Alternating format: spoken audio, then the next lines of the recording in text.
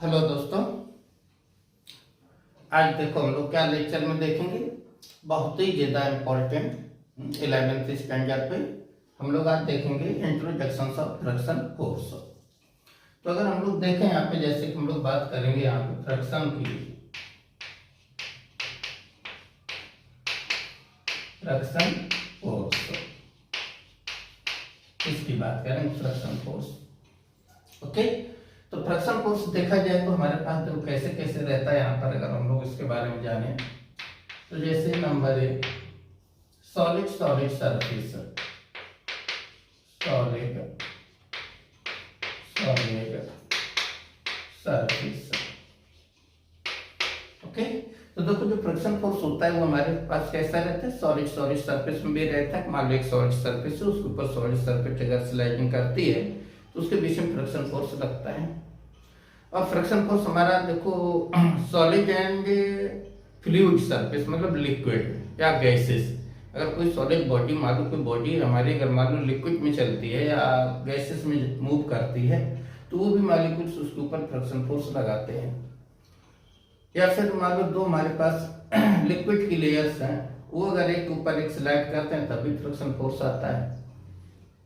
तो ये सारे फ्रिक्शन फोर्स हम लोगों को पढ़ने हैं, बट थोड़ा नेम चेंज करके। कहीं पर हम लोग विस्कस फोर्स बोलेंगे तो कहीं पर हम लोग सीधा सीधा फ्रिक्शन फोर्स बोल देते हैं।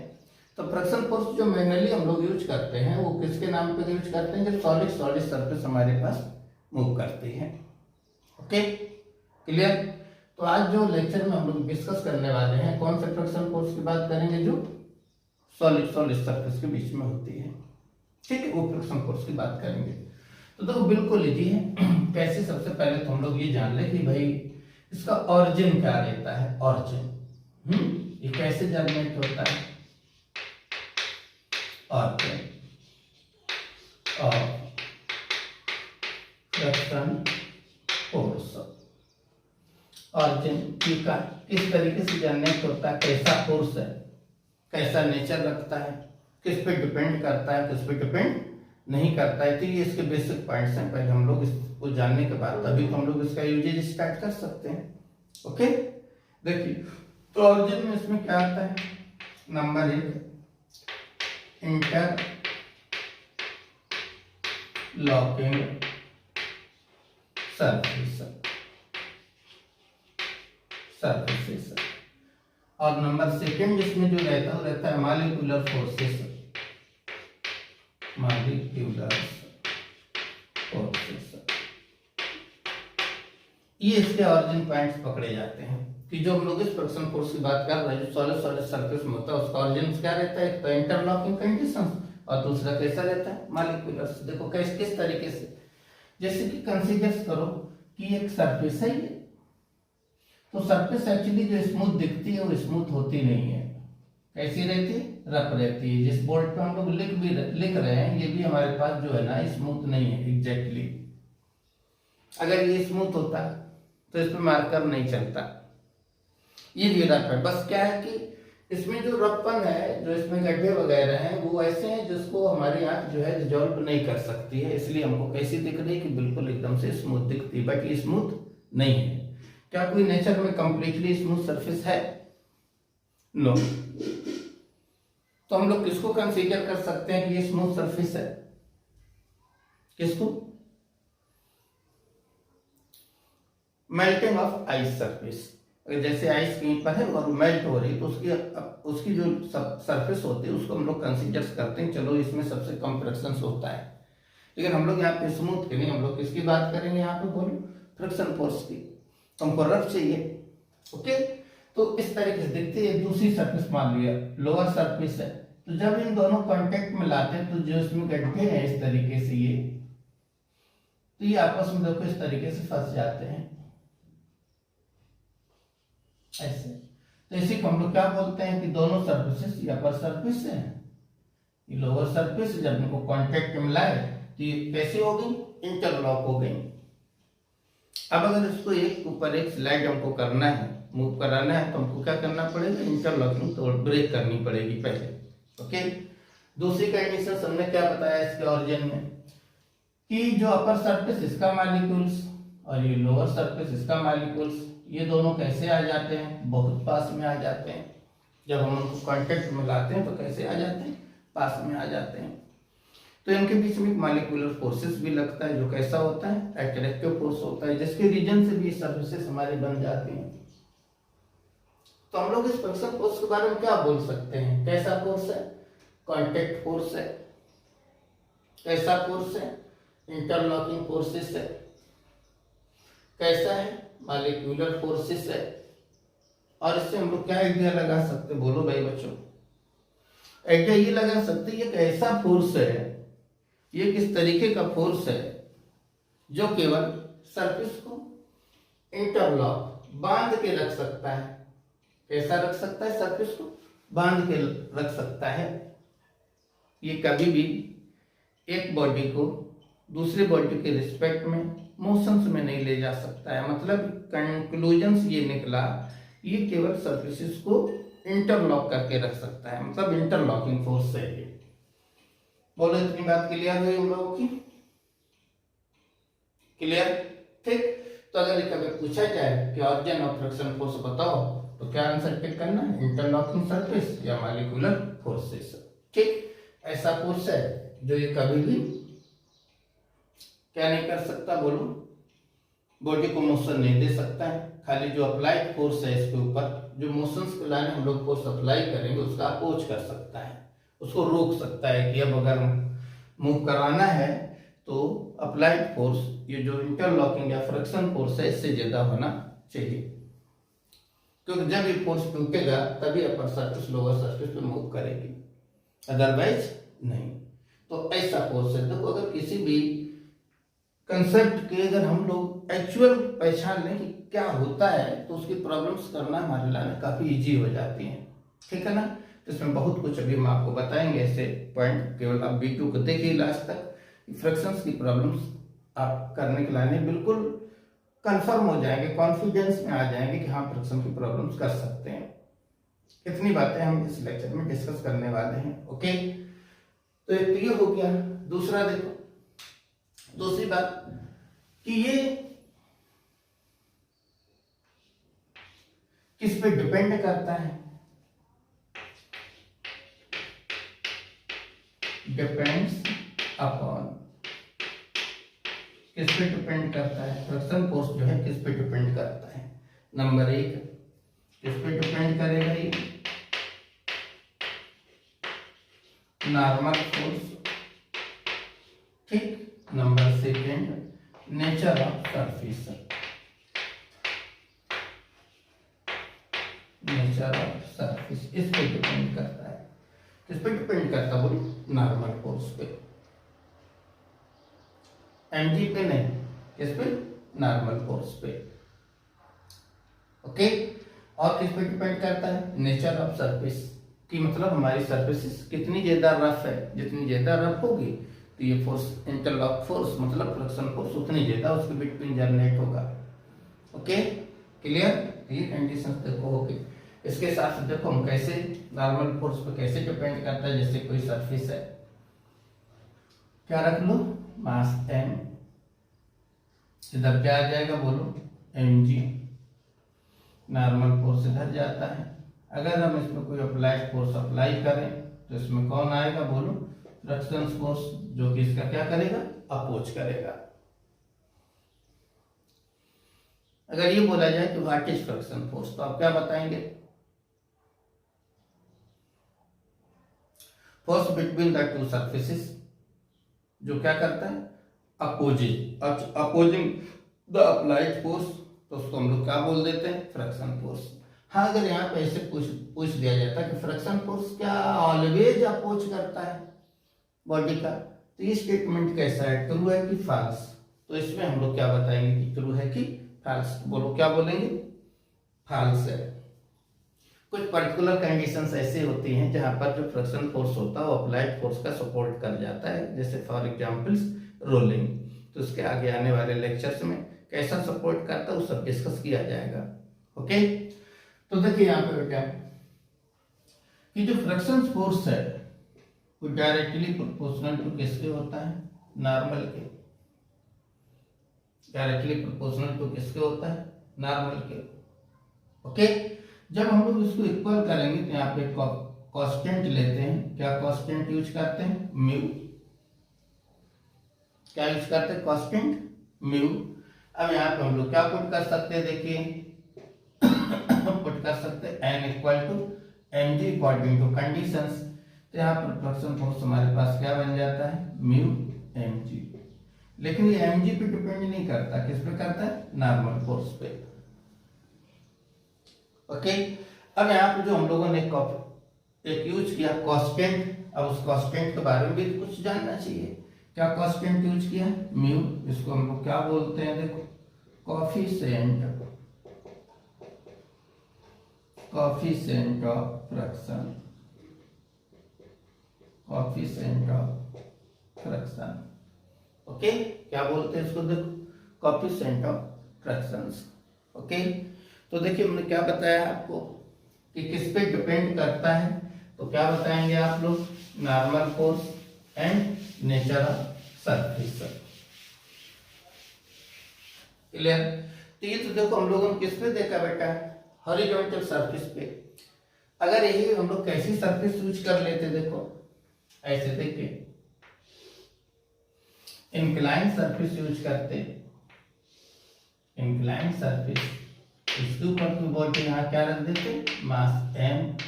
मालूम है नीचे क्या आने वाला है, mg। और इधर क्या आता है, नॉर्मल फोर्स। इधर क्या आ जाता है, mg cos थीटा।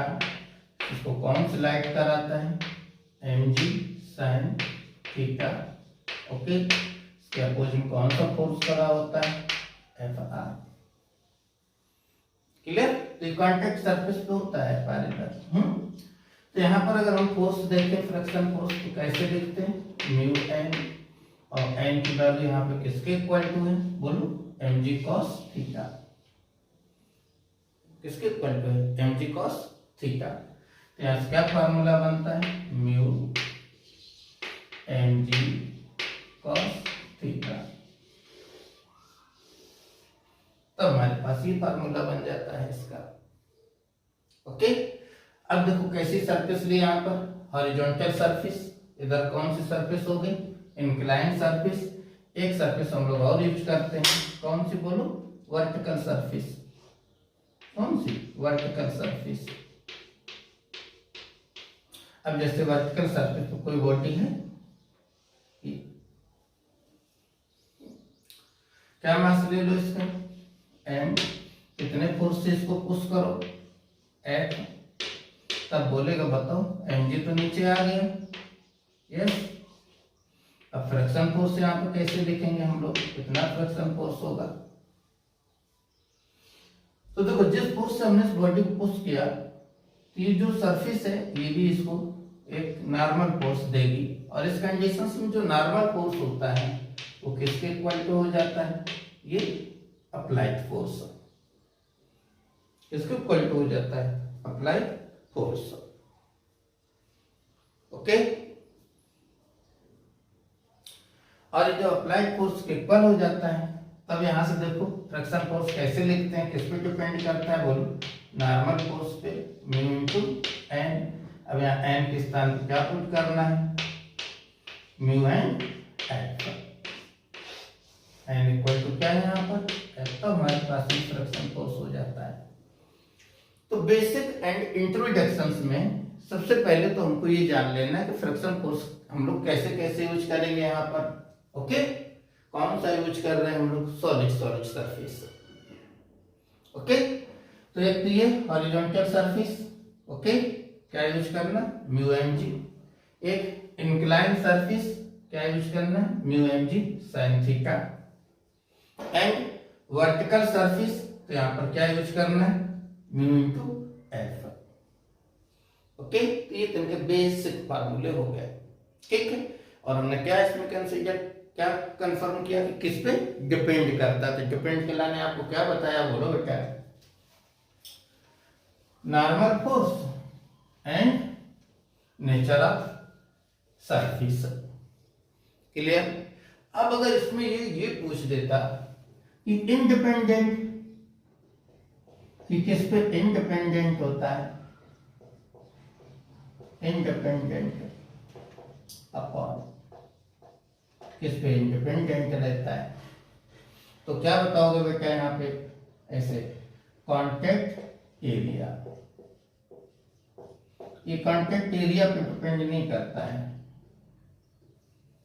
कैसे समझेंगे देखो, इस तरीके से समझो, जैसे ये सरफेस है, ये एक बॉडी है, सरफेस है, इसके ऊपर कोई बॉडी जिसका मास कितना m, और इसका जो कांटेक्ट एरिया है सरफेस पे वो कितना दिया हुआ है, बोलो बेटा। कांटेक्ट एरिया हम लोग क्या कंसीडर कर लें, ए। फिर हम लोग क्या करते हैं, इसी बॉडी के दो पीसेस कर देते हैं, यहाँ से ऐसे डबल पीसेस कर दो और पीस लाओ, एक ऊपर एक पीस रख दो। अब इसका कांटेक्ट एरिया कितना हो गया, बोलो a/2। पहले एरिया कितना था, a, इतना एरिया कांटेक्ट में था सरफेस के साथ, फिर हमने उसको क्या किया, बीच से दो पीसेस करके एक ऊपर एक रख दिया, तब ये कांटेक्ट एरिया हमारे पास कितना हो गया, बोलो a/2। लेकिन नॉर्मल फोर्स देखो यहां से कितना, mg, नॉर्मल फोर्स n, इधर भी टोटल क्या आएगा mg, और नॉर्मल फोर्स कितना आएगा n। इस कंडीशन में अगर फ्रिक्शन फोर्स देखोगे, ठीक, तो कितना आएगा, बोलो म्यू इंटू n, और n इक्वल टू mg, क्या रख सकते हो, म्यू mg। अगर इस कंडीशंस में देखोगे तब भी फ्रिक्शन फोर्स कितना आएगा, बोलो म्यू n, और n इक्वल टू सीधा, क्योंकि टोटल मास तो वही है, कितना आ जाएगा, म्यू इंटू mg। तो अगर इसका कांटेक्ट एरिया चेंज होता है तो फ्रिक्शन फोर्स की वैल्यू चेंज नहीं होती है। मीन्स अगर पूछा जाए किस पे इंडिपेंडेंट होता है तो सीधा सीधा क्या बता देना, बोलो बेटा कांटेक्ट एरिया पे। ओके, और किस पे डिपेंड करता है, normal force and surface area, nature of surface area. Okay, अब देखो इसमें तुमको नए पॉइंट्स की बात करते हैं और इसके बारे में थोड़ी जानकारी कर लें। कैसा कि यहां पर जो हमारे पास म्यू आया, म्यू, ठीक, क्या आया, म्यू, इसको क्या बोलते हैं हम लोग, coefficient of fraction, coefficient of fraction. Okay, तो इस म्यू को हम लोग तीन तरीके से यूज कर लेते हैं। कैसे, 1 2 3 ऐसे, एक म्यू एस, एक म्यू के एंड एक म्यू आर, ऐसे म्यू एस, म्यू के, म्यू आर। ओके, तो अब देखो इसको क्या बोलते हैं बेटा, coefficient of statics, statics fraction, coefficient of statics fractions. इसको क्या बोल देते हैं बेटा, कोएफिशिएंट ऑफ काइनेटिक बोलो या इसको डायनामिक बोलो, काइनेटिक बोल दो या फिर इसको डायनामिक बोल देते हैं। और इसको क्या बोलते हैं बेटा, coefficient of rolling fractions, rolling fraction, coefficient of rolling fractions. Okay, तो अब देखो क्या है, ये जो कोएफिशिएंट ऑफ स्टैटिक फ्रैक्शंस है, ये कब तक वर्क करता है, जब तक कि कोई अरेंजमेंट या कोई बॉडी हमारी कैसी हो, रेस्ट में, कैसी हो, रेस्ट में। और जब बॉडी मोशंस में हो जाती है तो इसका रोल खत्म हो जाता है, और किसका रोल स्टार्ट हो जाता है, बोलो काइनेटिक का। को बॉडी मोशंस में चलेगी तो उस समय जो कोएफिशिएंट यूज होता है वो कौन सा यूज करेंगे, काइनेटिक। ओके, और जब बॉडी रोल करे, जब बॉडी क्या करे, रोल करे, तो उस समय हम लोग जो कोएफिशिएंट यूज करते हैं उसको क्या बोलते हैं, रोलिंग कोएफिशिएंट। क्लियर, होता क्या है इसमें, देखिए mu S is greater than mu के, और सबसे कम कौन सा रहता है, म्यू आर। ओके, ये इनका रिलेशन होता है।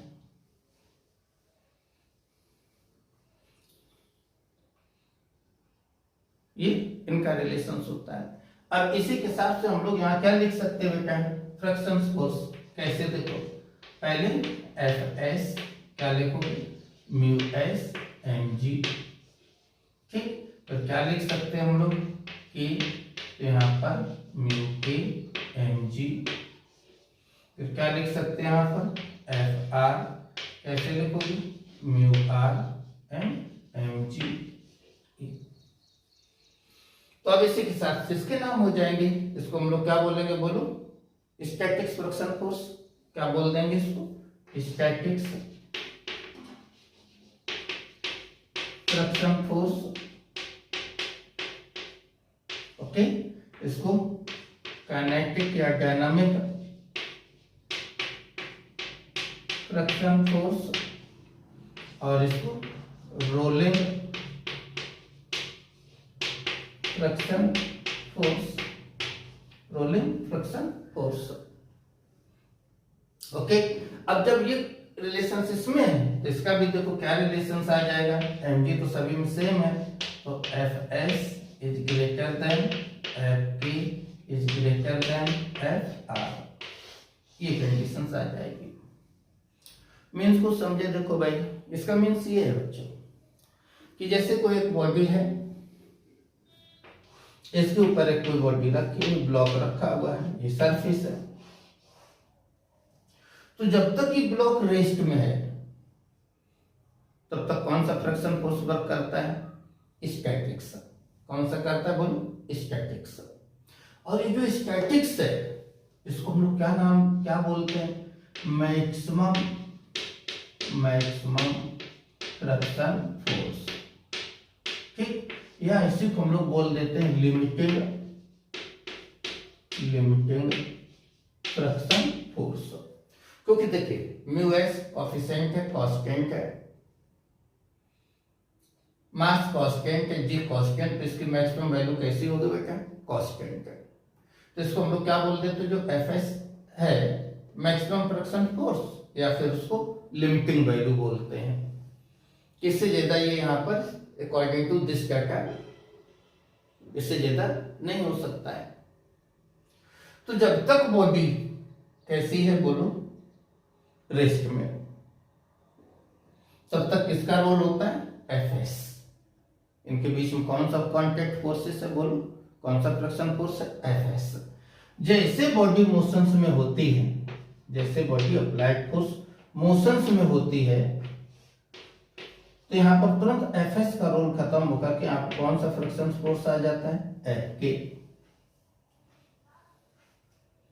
ओके। और यही बॉडी जब रोल करेगी तो हमारे पास कौन सा फ्रिक्शन फोर्स वर्क करेगा, रोलिंग। तो अभी तो हम लोगों को खाली इसकी बात करनी है, एफ एस एंड एफ के की। इसके बाद हम लोग कहाँ करेंगे, रोटेशनल मैकेनिक्स में। इधर करेंगे रोटेशनल में, जब बॉडी हमारी रोल करेगी तो रोल तो हम लोग यहाँ कराते नहीं है। ज्यादा फ्रिक्शंस या लॉज ऑफ मोशंस में जो हम लोग पढ़ रहे हैं, आप ज्यादा बॉडी को टपलिंग तक लेंगे हम लोग, रोलिंग नहीं। रोलिंग हम लोग डायनामिक उसमें रोटेशनल मोशंस में वहां पे डिस्कस करेंगे। बोलो, इतनी बात क्लियर हो गई, ठीक। तो कितने types coefficient of friction, 3 types, okay. सबसे ग्रेटर कौन सा होता है, स्टैटिक्स, डायनामिक्स, रोलिंग। इसके हिसाब से 3 टाइप्स ऑफ हमारे फ्रिक्शन फोर्स हो गए। कौन कौन से, स्टैटिक फ्रिक्शन फोर्स जिसको हम लोग क्या बोलते हैं, मैक्सिमम फ्रिक्शन फोर्स या लिमिटिंग फ्रिक्शन फोर्स, और काइनेटिक फ्रिक्शन फोर्स, ठीक, एंड रोलिंग फ्रिक्शन फोर्स। तो इसके हिसाब से स्टैटिक सबसे ज्यादा होता है, फिर काइनेटिक होता है, और फिर कौन सा होता है, रोलिंग। बोलो, क्लियर, ठीक। अब देखिए बेटा इसमें नेक्स्ट कंडीशन इसकी,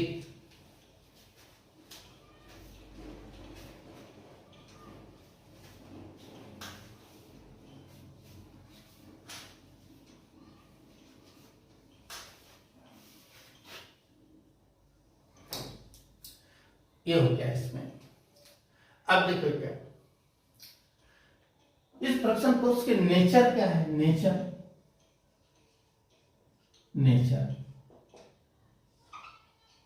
एक तो नेचर में सबसे मेन पॉइंट कैसा होता है, कांटेक्ट फोर्स है, ठीक है, means non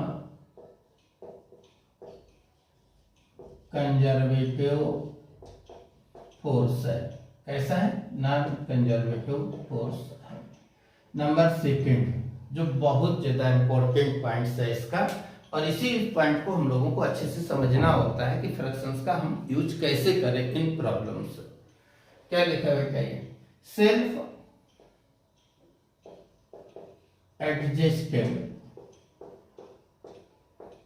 adjusting both direction and magnitudes.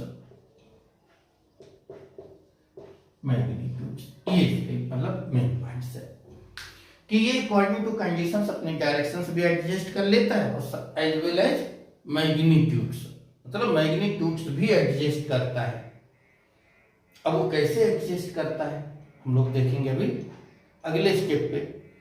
यही सबसे इंपॉर्टेंट पॉइंट्स है कि फ्रिक्शन फोर्स में कि मैग्नीट्यूड किस तरीके से एडजस्ट कर लेता है। उसी के हिसाब से हमको देखना पड़ता है कि हमारा फ्रिक्शन फोर्स की वैल्यू कितनी है, या कोई बॉडी मोशंस में है कि नहीं है। मोशंस में नहीं है तो कितना एक्टिव फ्रिक्शन फोर्स है और कितना डिसएक्टिव फ्रिक्शन फोर्स है।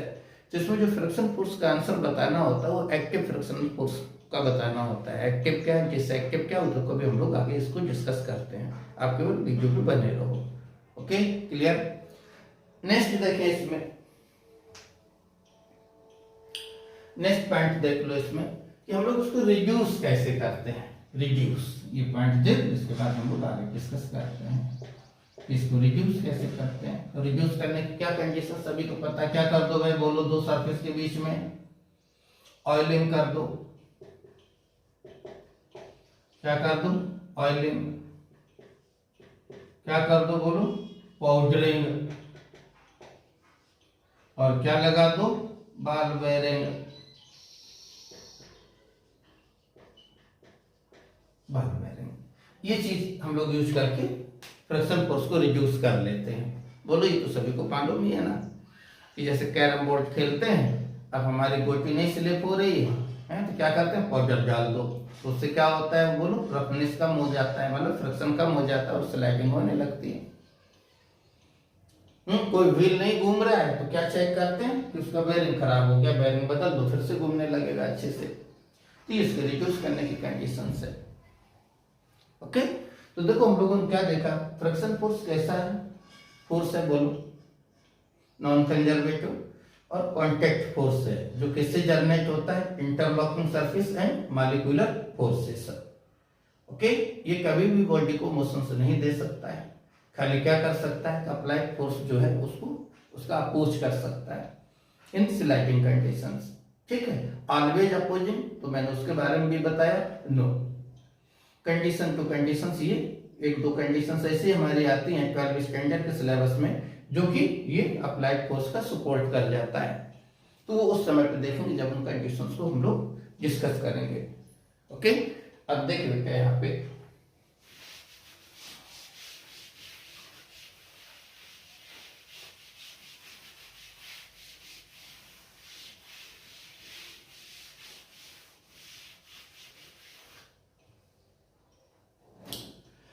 तो डायरेक्शंस कैसे एडजस्ट करता है, देखना। ऐसे देख लो, मास जैसे m, इधर हम लोग क्या लगाते हैं, बोलो, अप्लाइड फोर्स। तो फ्रिक्शन फोर्स किस साइड लगता है, इसके अपोजिट में, ये फ्रिक्शन फोर्स हो गया। और अगर हम इसकी डायरेक्शन मान लो बदल देते हैं कि हम अप्लाइड फोर्स इधर अप्लाई कर दें, ये अप्लाइड फोर्सेस है, तो फ्रिक्शन फोर्स की डायरेक्शन इधर हो जाती है। बोलो यस या नो। अगर इसमें अप्लाइड फोर्स हम लोग कैसा कर दें, इनवर्ड, तो फ्रिक्शन फोर्स किधर आ जाएगा, आउटवर्ड। अप्लाइड फोर्स अगर हम लोग आउटवर्ड कर दें तो फ्रिक्शन फोर्स किधर चला जाएगा, बोलो, इनवर्ड। यस या नो। ओके, तो देखो ये तो सिंपल वे में हम लोग समझ सकते हैं एकदम, इसमें कोई प्रॉब्लम्स नहीं है। ठीक है, जैसे ऐसे मान लो सबकी हमारी सरफेस है, इस पे बॉडी है, सरफेस को बॉडी किधर ले जाओ, फ्रिक्शन फोर्स किधर, इसके अपोज में, बॉडी को इस साइड ले जाओगे, फ्रिक्शन फोर्स किधर, इसके सपोर्ट में। यस या नो, क्लियर। बॉडी को इधर ले जाओगे तो फ्रिक्शन फोर्स इस साइड, अगर हम लोग इधर ले जाएंगे फ्रिक्शन फोर्स इस साइड। तो डायरेक्शन तो सिंपली समझ में आती है, वो एडजस्ट कर लेता है अकॉर्डिंग टू कंडीशंस। क्लियर। लेकिन प्रॉब्लम फंसती है यहाँ पर कि मैग्नीट्यूड कैसे एडजस्ट करता है। प्रॉब्लम्स क्या आती है कि मैग्नीट्यूड कैसे एडजस्ट करता है। Okay clear.